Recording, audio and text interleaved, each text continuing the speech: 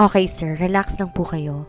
Sarkasiko na siya inang pahayag at tiningnan niya ito ng matalim. Do as I say. May himig pagbabanta ang binata. Clyden, you are too much.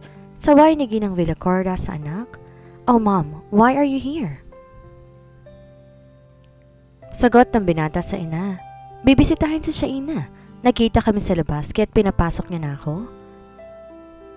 Tura na matanda at tumango iyon. Okay mom, I'll be at the office. Pagpapaalam ni Clyden at tumango naman yon. Pagdating ng hapon, pinaalam na Shaina kay Leo na siya na lang ang bahalang uuwi sapagkat may tinatapos siyang urgent report. Pumayag si Leo ngunit katakot-takot na paalala ang maririnig niya mula dito. Noted po, urgent lang talaga to. Thank you Daddy Ninong. Nakangiting pahayag ni Shaina sa doktor. Daddy Ninong daw ang magiging tawag ng baby niya sa kanya simula na nagkahiwalay sila ni Clyden. Take care of my baby boy. Turan nito bago binaba ang telepono. Inisa-isang binasa at sinek ni Shaina mga urgent report ng kanyang mga kasama. At dahil halos kasi simula pa lamang ng buwan, halos kulang-kulang o di naman kaya mali-mali ang input ng iba. Nilagyan niya ng note ang bawat report na may mali, maging mga may kulang at pagkatapos, gumawa ng note kay Sarah para maaga niya yung ibalik ang mga yon. Pagkatapos ng nakabinbin sa kanyang mesa, saka lamang siya tumingala sa wall clock. Mag-11 na pala. Di niya namalayan ng oras dahil sa kagustuhan na matapos ang ipinapagawa. Medyo niliyad ang katawan sa swivel chair upang makapahinga, ngunit feeling niya ay naantok na siya kung kaya dali-dali niyang inayos sa mga gamit at lumabas sa opisina. Nakita niyang may mga nakailaw pa ring mga offices sa A&B. Ibig sabihin, hindi lang din siyang nag-OT sa report na hinihingi ng bagong OIC. Tinungo niyang elevator at medyo naghintay rin ng ilang segundo. Dahil nasa kasunod na floor pa ito, ibig sabihin may bababa at uuwi na rin siguro katulad niya. Makalipas sa ilang sandali, huminto ang elevator sa floor na kinaroroonan niya. Pagbukas ito, agad siyang lumulan. Ngunit napahinto siya pagpasok na makita kung sino ang lula nito. Di niya alam kung namalikmata lamang siya, ngunit bigla nabuhay ang mga mata nito na makita siya. Siya na may patay mali siyang lumulan sa elevator. Tila walang nakita habang tumatayo sa ibang side ng elevator malayo dito. Mula sa pagkakatayo sa kabilang side, diretso lamang tingin ni Shaina. Alam ni Shaina nakatingin sa kanya mga kasama, ngunit wala na siyang pakialam dito. Napapahawak na lang siya sa kanyang tiyan sapagkat panay ang galaw ng kanyang anak. I haven't got any news about you. Narinig niyang pahayag ni Clyden. Sa sulok ng kanyang mata nakatuon pa rin ang tingin sa kanya. You don't have to. Malamig niyang pahayag na hindi mo lang nag-aksayang tingnan ito. Narinig niya huminga na malalim si Clyden, ngunit wala siyang pakialam dito. Your pregnancy is so sudden. You surprised me. Saad ni Clyden kung kahit nagpakawala siya ng sarkasikong ngiti. Nakaka-surprise ba? Yung kinada ko nga dati kasal pa siya pero nakabuntis na ng iba. Wala namang nasurpresa. Biglang tumahimik si Clyden, ngunit narinig niyang nagpalatakto ng tawa pagkaraan ilang sandali. Tumigil yon at sinalubong kanyang mga mata. Inirapan niya to pagkatapos binalik sa dati ang tingin. Sama naman nakilalang ama ng dinadala mo. Ewan ni Shaina kung nananan siya o sadyang minamalit nito ang akalang ama ng kanyang baby. Why are you so interested in my life? Baka gusto mong malaman ko na pariwara ako nang mawala ka sa buhay ko. For your information, the moment na pumirma ako sa annulment paper, I stopped thinking of you. Good night, Mr. Villacorda. Walang kasanlamig na pahayag ni Shaina pagkatapos walang lingon-likod na lumabas at bumukas pagkatapos makarating sa ground floor. Get in, I'll take you home. Napapaabang si Shaina ng taxi sa guard, ngunit tila walang dumaraan ng oras na yon. No thanks, may kinuha ng taxi ang mga guard para sa akin. Ma'am, mabuti pa ho sumakay na ho kayo kay sir. Gabi na wala pang dumaraang taxi. Saad ng guard at kulang na lang pamewangan niya to. Come on, kawawa naman si baby. Don't worry, I will take you there safe and sound. Tura ni Clyden at sinang-ayunan ng mga guard kaya't wala siyang nagawa kundi kunin ang bag at tumayo mula sa kinaupuan. Agad namang bumaba sa driver's seat si Clyden. Mabilis pa sa 4:00 binuksan ang pintuan bago pa man niyan hawakan iyon. I'll help you. Tura ng binata na akmang hahawakan ng kanyang kamay, ngunit tinitigan niya to na masama. Agad namang nag-take back ang binata at hinintay na makalulan bago isara ang pinto at umikot papunta sa driver's seat. Fasten your seatbelt, ma'am. Tura nito sa dalaga. Kinuha ni Shaina ang seatbelt sa may gilid at pinag-cross sa katawan, ngunit nainis siya dahil di niya mahagilap ang lock nito. I'll do it. Pagpapaalam ni Clyden nang makita ang kanyang ginagawa. Nang di sumagot, kinuha niyang seatbelt na binitawan nito at siya na nag-lock dito. Saan ko po kayo ihahatid, ma'am? Tura ni Clyden sa dalagang napakaseryoso. MNC Homes. Chance Yard. Wika ni Clyden ngunit tila kausap lang ang sarili dahil di sumagot sa Shaina bagkos tinutok ang mata sa labas. Maya-maya inihiling ni Shaina ang ulo sa headboard ng upuan at pumikit. Paglingon ni Clyden sa katabi, salungay-ngay na ang ulo, tulog na tulog. Inihinto niyang sasakyan, dahan-dahang inayos ang ulo nito. Hinawi ang buhok ng dalaga na nakatakip sa mukha nito at tumambad ang napakaamong mukha nito. Pagdating nila sa MNC Homes, tulog pa si Shaina. Masarap ang tulog kung kahit minabuti niyang wag na itong gisingin. Nirecline niya ang kanyang upuan, iniunat din ang kanyang likod habang nakatutok ang paningin sa natutulog na si Shaina. Ouch! Mula sa sandaling pagkakaidlip, napumulat si Clyden at agad itong tiningnan. Aray ko! Halos mangyak-ngyak na tura nito hawak ang isang paa. What happened? Tarantang pahayag niya pero nagdalawang isip kung hahawakan to o hindi. Tinignan kasi siya na masama kanina na mag-attempt siyang alalayan to. Ang paa ko nagka-cramps. Just relax, akin na at imamassage ko. Saad niya tinawakan ng legs ni Shaina sabay massage sa itinuturo nito. Mukhang ang leg cramps, matigas pang muscles niyang pinupulikat. Minasage niya na minasage hanggang tumigil to sa pagngoy-ngoy sa sakit. Feeling better? Bakit di mo ako ginising ka agad? Angin na rito pagkatapos. Ang sarap ng tulog mo, hindi na kita ginising. Bababa na ako. Tura niya at binuksan ang pintuan sa tabi. Careful! Narinig na siya inang wika ni Clyden, ngunit di niya na yon pinansin pa. Pagtapak niya sa baba, muntikan pa siyang ma-outbalance dahil masakit pa rin ang paang napulikat. I told you! Di niya na to pinansin bagkos inihakbang ang mga paa, pero masakit talagang lapak ang kanyang paa. Maya-maya na malaya niya, buhat-buhat na siya ng binata. Wala sa siya inang nagawa kundi ang kumapit sa leg nito. Where's your unit? Tura nito. Sa sobrang bigat ni Shaina nagtataka siya kung paano siya nabuhat nito.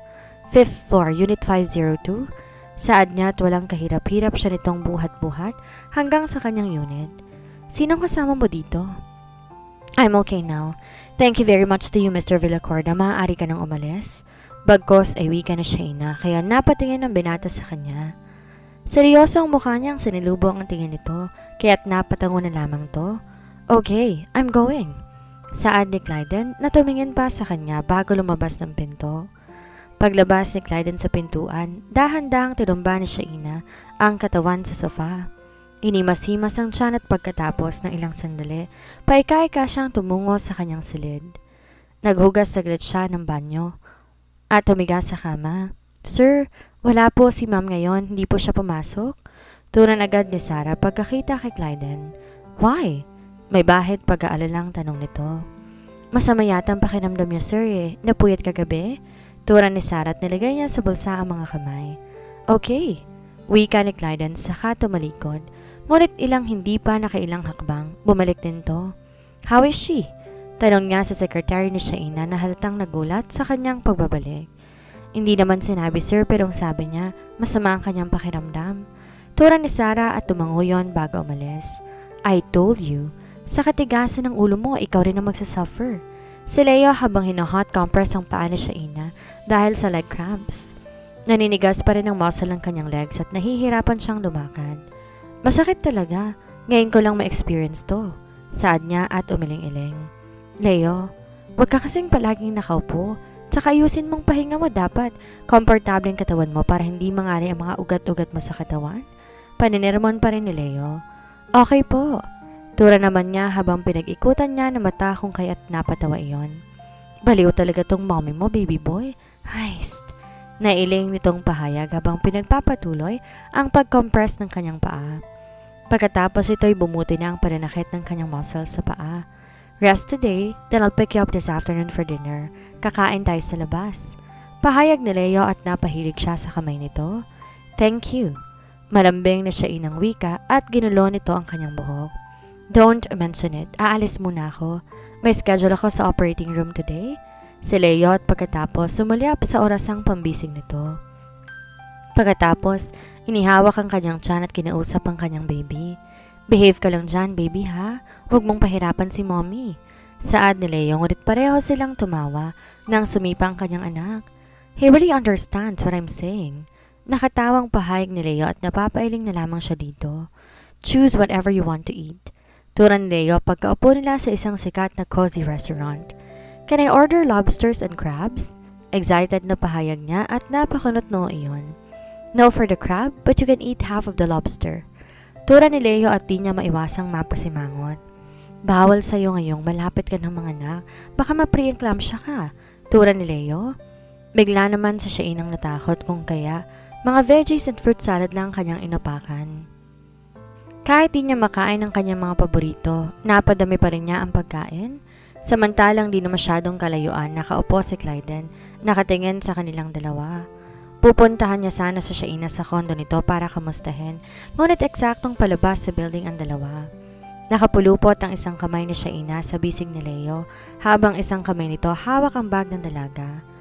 Pinagbuksan ni Leo ang sasakyan ni Shaina at maingat na inalalayan sa pagsampa sa sasakyan. Nang makaupo ang dalaga sa harap ay inawakan ito ang tiyan ni Shaina at pagkatapos nakangating umikot papunta sa driver's seat. Di si Clyden makapaniwala na si Leo ang ama ng pinagbubuntis ng dalaga. Ngunit sa nakikita niya ngayon, sigurado, si Leo ang ama ng dinadala nito. Kaya pala sa MNC ito nakatira. Isa pa napansin niyang napakalaking larawan ng doktor sa loob ng unit ni Shaina. Pero fiancé ng kanyang kapatid ang doktor. Paano nabuntis niya si Shaina? Pagkaalis ng sasakyan ng dalawa, wala sa sarili, nasumunod siya sa mga ito. Hanggang pumasok ang dalawa sa isang sikat na resto. Leo is so attentive to her at nakikita niya napakasaya ni Shaina. Kinabukasan pumasok na si Shaina. Overdue na ang hinihinging report ng bagong OIC kung kaya't kailangan niya nang tapusin iyon. Ngunit pagdating niya sa opisina hindi pa na ibabalik ang mga ibinalik niyang report kaya inutusan niya si Sarang tawagan ng mga iyon. Habang naghihintay, inihilig niya ang likod sa swivel chair. Pumikit habang nilalaro sa isang kamay ang hawak na ballpen. Bigla siyang may naamoy na pamilyar kung kaya bigla siyang nagmulat at mula sa kanyang harapan. Naroon si Clyden, nakatayo at nakatitig sa kanya. Maya-maya may pinatungtong papel sa kanyang harapan. Certificate of Marriage. Napakunot ang noo ng dalaga subalit na makita ang kanyang pangalan napaupo siya na matuwid. You and I are still married, saad ni Clyden. No, we're annulled. Mabilis ni Shaina na pahayag dito. Paano nangyari yon? Pumirma naman siya. Yes, you've signed before pero hindi inasikaso ng parents kong pagpa-file dito. Wika ni Clyden at base sa nakikitang reaksyon, tila wala tong kaso kahit di mapawalang bisa ang kasal nila. Anong gagawin natin ngayon? Let's go and file it to the court? Saad ni Shaina na tumayo. I changed my mind. Narinig niyang tura ni Clyden at napatingin sa Shaina dito. Pinangunutan siya nito sa napaka-relax itong aura. Di ba nga itong may kagustuhang mapawalang bisa ang kanilang kasal? Bakit parang masepa ito na hindi na-process ang annulment nila? Paano siya ikakasal kay Samantha kung di pa kasal sila? I'll sue you for bigamy. Ines niyang hayag dito. Di nagugustuhan ang natutuwang pagmumukha ni Clyden pero sa halip tumawa yon. Go ahead, I will sue you for adultery. Nakatawang hayag ni Clyden na halos magkulay kamati sa galit ng mukha. Adultery. Hindi ba't ito ang may karelasyon habang kasal pa sila? I'll sue you for concubinage, for cohabitation. Galit na siya inang sabi, ngunit lalong natuwa ang binata sa kanyang reaksyon. Ano nakakatuwa? Di ba gustong gusto mo ng annulment? Ba't di ka gumawa ng paraan? I just told a while back that I changed my mind. Kalmadong pahayag ni Clyden at hindi siya ina makapaniwala dito. Wala akong pakialam kung nagbagong isip mo. Magpa-file ako? Turan niya rito ngunit mga ninganing ibato niya ang lahat na nakapatong sa kanyang mesa sa lalaki dahil tila tuwang-tuwa ito. Relax, my wife. Masama sa iyong ma-stress at baka mapano si baby? Saad ni Clyden akmang hahawakan ng kanyang tiyan ngunit pinalo niya ang kamay nito. Anong karapatan ng lalaking tong humawak-hawak sa tiyan niya? If you want to pursue the annulment, kailangan mong gawin ang gusto ko para pumirma ako. Si Clyden at mas lalo pang nainis si Shaina dito. When you ask for my signature, wala akong sinabing ganyan. Saad niya rito at nagkibit iyon. What do you like? Nakairap niyang turan dito. You have to live with me. Saad ni Clyden at napatayo sa Shaina sa sinabi nito. What? Narinig mo ko, Shaina. You live with me or no annulment? Nagahamong wika ni Clyden at mga ningani sa bunutan ni Shaina to sa inis. At dito na po nagtatapos ang kabanata ng ating kwento. Sana'y mo rin niyo po akong samahan sa mga susunod pang kabanata. Maraming salamat po. Ingat po tayong lahat.